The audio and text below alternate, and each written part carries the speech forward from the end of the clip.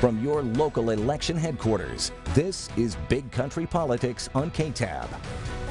All right, welcome back to Big Country Politics. We're coming to you from the beautiful Soda District courtyard, and it's because we're talking to Tim Smith. You kind of developed, well, you did develop this. It's the Old Boys and Girls Club, isn't it? Yes, it is. Yeah, we took the shell of a building that had sat here for vacant for about 45 years. The roof was collapsed, it was boarded up. Well, and I want to talk to you about that, but first I want to explain Soda District. Tell us what the Sure. Soda District is. So SODA is an acronym for South Downtown Abilene. So, you know, if you look back on the legal descriptions of some of these buildings, it's listed there. So SODA's been around for a long time. Oh, has it? Yeah, Okay. but nobody's realized that. And so when we were trying to come up with a name for the venue, as we finished out this courtyard, that acronym kind of jumped out at me, and I thought, wow, we could possibly revive this area and create a district. And so we did this one project, which has led to other projects, and there's some exciting things going on right now for sure. And I want to get into that, but first I want to kind of get into your head a minute. Sure. Because a lot of people have beautiful old buildings like this one, and when you see a building like this, how do you think, okay, I like this building, I'm gonna hollow it out and use it as a courtyard? What was your thinking when you saw this? We've always lived in a traditional neighborhood where you have somebody right next door. But it's always fascinated me. People that live in the bigger cities have lofts downtown. They've converted buildings, repurposed the space, and turned them into something viable, useful, productive, rather than sitting vacant. So when I ran across this building, I decided to call the owner and ask if it was for sale. And sure enough, they were willing to sell it.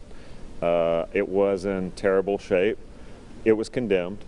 I remember seeing it because you let me in here when it was, like you said, the roof collapsed and there was still all kinds of stuff around here. So it was really just a shell. But once we got the rest of the roof peeled off, got all the debris out of here, 26 rollout dumpster fulls of debris, then we had a blank slate to work with, and that's when I got super excited. I thought, this is going to be something special. It's going to be really cool and very different for Abilene. But we kind of thought outside the box and got creative with it, and it's been a hit. We're booking things, not just people in Abilene, we're booking people from events where people who live in San Angelo. Really? We've had a wedding where they're all from Lubbock, too, actually, Weatherford. So we're starting to get people interested in the venue, even from outside of Abilene, so it's getting some regional attention. Well, awesome. and you've expanded. I mean, back there, it looks like there's a wedding venue back there. There's a kitchen back there. And I think what you're doing here is you are adding your own touch, but you're also using what's here. Sure. I mean, this is beautiful brick. I mean, the brick on the kitchen is almost painted. It's maybe painted. I don't know. It's you're kind of using what's there, huh? Yeah, you know, I always like the old, and I don't want to. You don't want to do so much that you cover up the past. I always like a mix of new and old. I think you have a more creative product if you can blend the two, which is exactly what we're doing. We're on the corner of Oak and South First. The old Matera paper building. That the remnants of the old basement and that loft where we placed the wayfinding sign to let people know where the Soda District is. So that's kind of, we're creating that as the cornerstone, and then you'll have all these different things going on in this small area called the Soda District. So when you looked at that, what's left of that building, did you look at it for a few days and think, hey, here's what can be done here, and I want to keep that raised brick area and put a sign there? You kind of. Yeah, I mean, that's something we bought it not knowing exactly what we were going to do, and that's what we did with the building, Firehouse Fitness. I bought the building and then I figure out what to do with it. So I do things a little bit backwards. I kind of don't follow the general rules of real estate investment.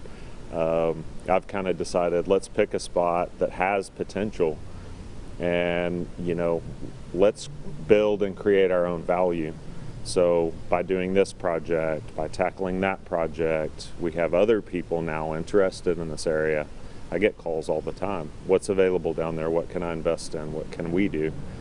So we're developing some synergy just because we did one project. You know, the goal initially was just to renovate a building and live in it. Oh, it'd be great, non-traditional space downtown. Well, that expanded to renovating that building for the venue. You know, that transferred over to the front lot because I thought, man, I'm tired of that rubble sitting there on the corner.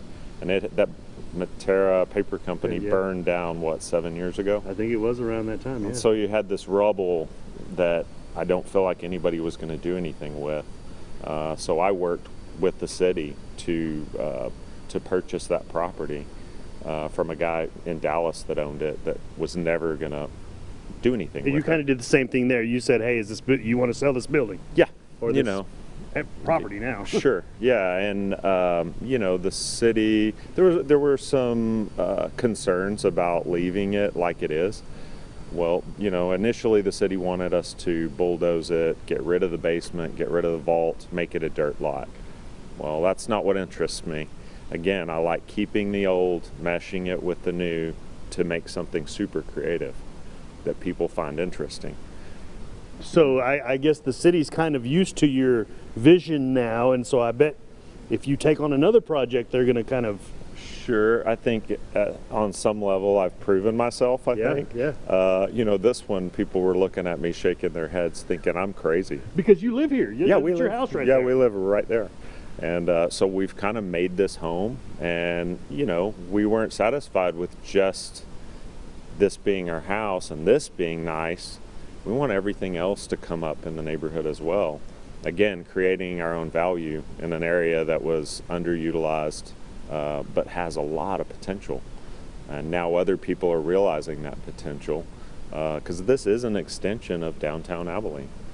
And there's going to be a lot to do in this little small area. So once Sock Gallagher Brewery moves in, you're going to have a brewery there. You have the mill right there. Right there. You have our bar that just renovated the building on South First right there. And it's all walking distance, which is a big part of this. And I want to get into that when we come back here on Big Country Politics. I want to talk to you about, I know some stuff you can't talk about, but I want you to talk about other things that are going on here. Sure. And your ultimate vision for the Soda District in South Downtown Abilene. We'll be back in just a few minutes with Tim Smith.